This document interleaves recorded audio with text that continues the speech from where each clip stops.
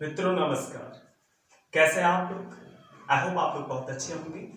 और हाँ, जैसा कि आप लोग को पता है हम बातें करते हैं स्पोकन इंग्लिश का। स्पोकन इंग्लिश में जो भी चीजें होती हैं हमने आप लोगों को प्रोवाइड कर रखा हुआ है। कुछ और भी चीजें हैं जो आप लोग के अगले वीडियोस में आप लोगों को मिल जाएंगे, लेकिन आज हम बातें करने वाले हैं एग्जैक्टली इकोनॉमी का। इकोनॉमी क्या होता है, अर्थशास्त्र क्या होता है, अर्थशास्त्र के हम कुछ वीडियोस आप लोग को प्रोवाइड करने वाले हैं। ऐसे वीडियोस जो आप लोग को बहुत ज्यादा ऐसा लगता है कि यार ये क्या है, यार ये क्या है। हाँ, एक चीज है कि एग्जाम्स में ये सब सारे प्रश्न आपके फ्रंट टू फ्रंट आप लोगों से पूछे जाएंगे और पूछे जाते भी हैं।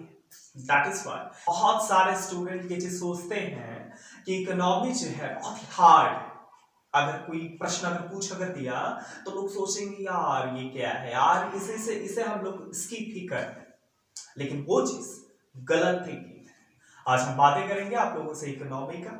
इकोनॉमी के एक चैप्टर को हम उठाएंगे और उसके एक एक कण को आपके सामने हम रखेंगे और आपसे हम बाद में पूछेंगे कि क्या इकोनॉमी हार्ड है।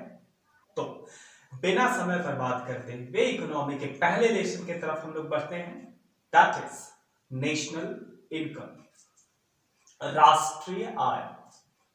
पहली बात, राष्ट्रीय आय होता क्या है? राष्ट्रीय आय से संबंधित जितने भी प्रश्न हैं आपसे हम डील करेंगे। और एक चीज हम आपसे पूछना चाहेंगे लास्ट में कमेंट बॉक्स में कि क्या इकोनॉमी हार्ड है।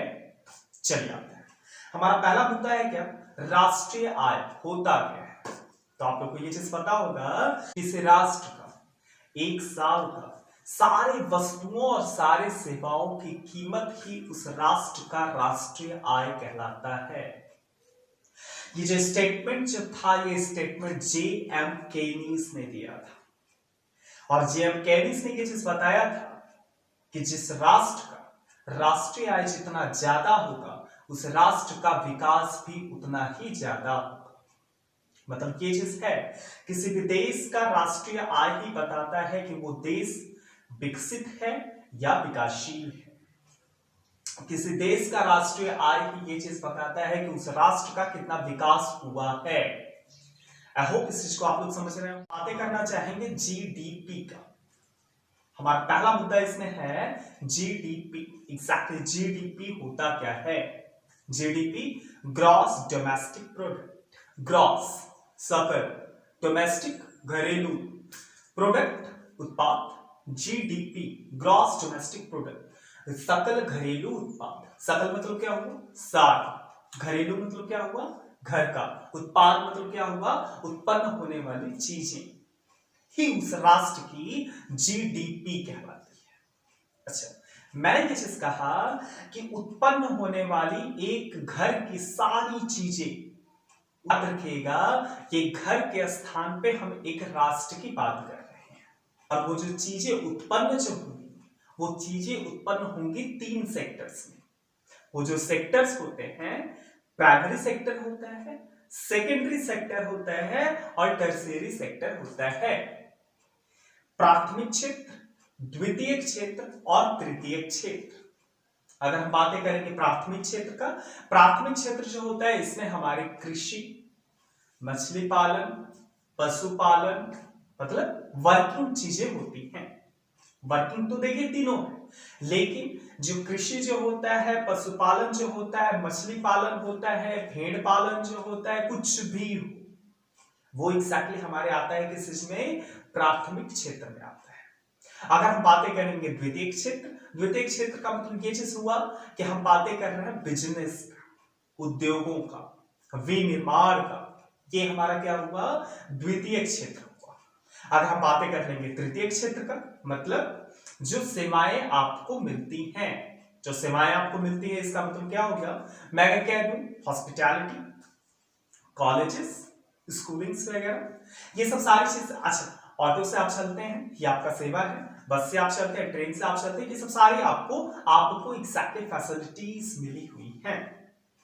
याद रखिएगा, ये जो प्राथमिक हुआ, द्वितीयक हुआ और तृतीयक हुआ, इन तीनों के पैसों जब आप जोड़ जब देंगे, किसी भी देश के भौगोलिक सीमा के अंतर्गत, किसी भी देश के भौगोलिक सीमा के अंतर्गत उत्पन्न होने वाली प्राथमिक, द्वितीयक और तृतीयक तीनों क्षेत्रों के पैसों का मूल्य उस राष्ट्र का जीडीपी कहलाता है, ग्रॉस डोमेस्टिक प्रोडक्ट। ये बात बताया किसने था? पहली बार ये बात बताए थे इकोनॉमिस्ट, अमेरिकन इकोनॉमिस्ट, उनका नाम था साइमन। उनका जो अध्ययन जो था वो 1935 से लेकर के 1944 तक उनका अध्ययन चला और इसमें उन्होंने ये चीज बताया कि किसी भी राष्ट्र का जो जीडीपी जो होता है, इन तीनों सेक्टर का जो उत्पन्न पैसे जो होते हैं, सारे पैसे को आप मिला दीजिए, वही उस राष्ट्र का एग्जैक्टली जीडीपी कहलाएगा, ग्रॉस डोमेस्टिक प्रोडक्ट। ये बताया किसने था? साइमन ने बताया था सबसे पहली बार। और ध्यान रखिएगा कि जीडीपी को 1935 से लेकर के 1944 तक अमेरिका और कुछ राष्ट्र ही बस को मानते थे। लेकिन मैंने क्या बोला, 1935 से लेकर के 1944 तक अमेरिका और कुछ राष्ट्र मानते थे। उसी बीच साइमन ने ये चीज बताया था कि जीडीपी ये चीज होता है। और एक चीज ध्यान दीजिएगा, 1945 में वर्ल्ड बैंक साइट में आया।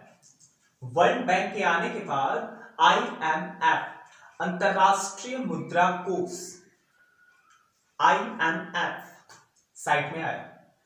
IMF के प्रभाव के आने के बाद जीडीपी मान्यता दी गई और जहां जीडीपी को मान्यता IMF ने दिया, सारे वर्ल्ड में जीडीपी का नॉमिनेशन होना शुरू हो गया।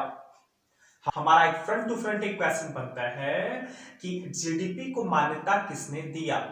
वो किसने दिया? IMF ने दिया, ना कि वर्ल्ड बैंक।